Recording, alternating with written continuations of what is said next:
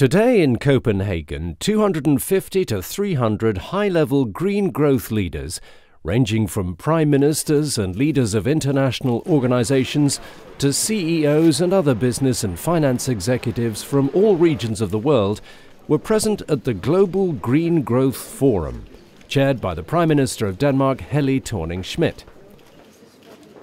It is a genuine pleasure to warmly welcome you to this year's Global Green Growth Forum.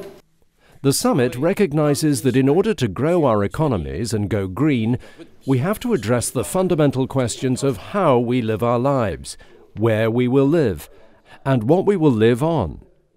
Half of the Copenhageners. The global green growth leaders will be driving forward concrete solutions to counter the unsustainable pressure on our planet's resources. Green growth is a complicated business. Not one actor can address it. It requires the best of the private sector, the best of the government sector at both the city level, at the national level, and it requires the best researchers, the best think tanks, the best civil society organizations. You need all those pieces together, which is exactly what the 3GF tries to do. What we see today is a planet that is stressed. We are using more than one planet can give.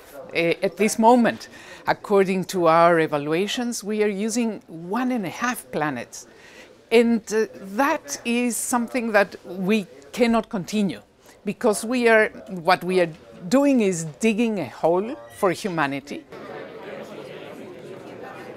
The main theme discussed in Copenhagen was about how we can transform our cities.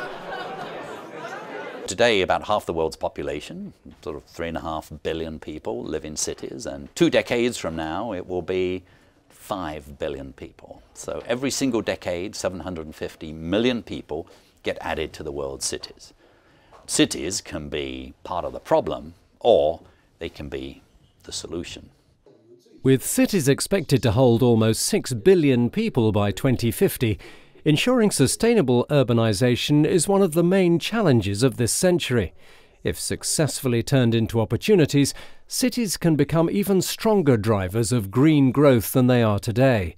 The choices cities make today will lock in consumption patterns for the majority of the world's population in the future. We have decided to be the first carbon neutral capital city in 2025. And we have a step-by-step plan for the coming years, and we have already reached a very ambitious target. From 1995 until 2012 we have reduced our CO2 emissions with 40%.